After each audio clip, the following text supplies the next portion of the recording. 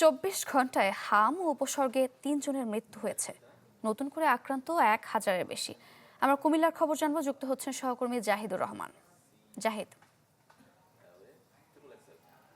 আমরা যেটা দেখেছি আজকে কুমিল্লা মেডিকেল কলেজ হাসপাতালে এবং সিভিল সার্জন কার্যালয় সূত্র জানতে পেরেছি যে কুমিল্লার যে হামের বর্তমান চিত্র সেটা কিন্তু কমতে শুরু করেছে। এটা হচ্ছে আজকের যে চিত্র আমরা দেখেছি যে এখন পর্যন্ত কুমিল্লা মেডিকেল কলেজ হাসপাতালে ৪৯ জন রোগী ভর্তি রয়েছে এবং সেখানে চিকিৎসাধীন আমরা যেটুকু দেখতে পেয়েছি। এবং এখানে বেশ কয়েকটি যে আইসোলেটেড ওয়ার্ড রয়েছে সেখানে দুটো কক্ষই কিন্তু ফাঁকা এবং দুটো কক্ষতে হচ্ছে ৪৯ জন রোগী আছে।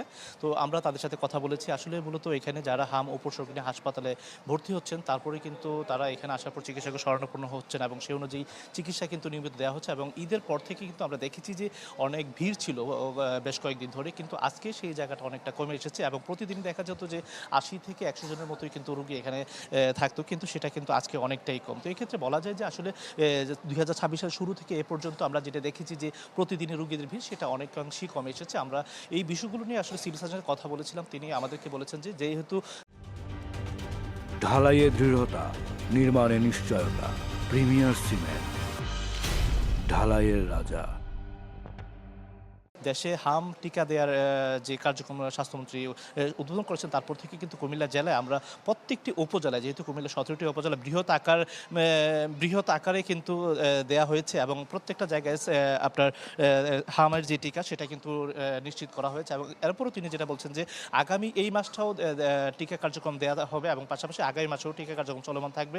যেসব জায়গায় এখন পর্যন্ত পৌঁছানো হয়নি সেই জায়গাগুলো তদারকি করা হচ্ছে এবং তাদেরকেও টিকার আওতায় আনা হচ্ছে। বিশেষ করে যারা হাম উপসর্গ নিয়ে হাসপাতালে আসছেন তাদেরকে কিন্তু টিকার ব্যবস্থা করা হয়েছে। এক্ষেত্রে একটা তথ্য আপনাকে জানিয়ে রাখতে চাই যে কুমিল্লা যে শিশু হাসপাতাল একটা রয়েছে সেটাও কিন্তু কার্যক্রম চালুর জন্য প্রধানমন্ত্রী নির্দেশনা দিয়েছেন, কিন্তু এখন পর্যন্ত কিন্তু আসলে সেখানে জনবল বা আনুষ্ঠানিক যে কার্যক্রম সেটা এখন শুরু হয়নি। আমরা এই বিষয়টা নিয়ে সিভিল সার্জনের কাছে জানতে চেয়েছিলাম, তিনি আমাদেরকে এইটুকু তথ্য নিশ্চিত করেছেন যে যেহেতু এটার যে আসবাবপত্র সেটা কার্যক্রম টেন্ডার প্রক্রিয়া চলমান আছে এবং হয়তো আশা করছেন যে কয়েক মাসের মধ্যে এটা চালু করা সম্ভব হবে। তো এক্ষেত্রে আসলে কুমিল্লার যে সার্বিক পরিস্থিতি শুরুর দিকে যেমনটা ছিল আমরা দেখেছি যে এখানে ৯ জন হাম উপসর্গ নিয়ে শিশু মৃত্যুবরণ করেছে এবং একজন ল্যাব কনফার্মড মৃত্যুবরণ করেছে, সেটা কিন্তু আমরা সিভিল সার্জন কার্যালয় সূত্রেই জানতে পেরেছি। এবং এখন কিন্তু সেই মৃত্যুর যে সংখ্যাটা সেটা কিন্তু অনেকটাই কেটে গেছে। তবে এক্ষেত্রে চিকিৎসকরা পরামর্শ দিচ্ছেন যারা হাম আক্রান্ত হচ্ছেন সেসব শিশুদেরকে যেন নিরাপদ স্থানে রাখা হয়, কারণ এটা ভাইরাস জনিত ছোঁয়াছড়ুক এবং প্রত্যেকটা শিশুর জন্য নিরাপদে থাকে, এটাই আসলে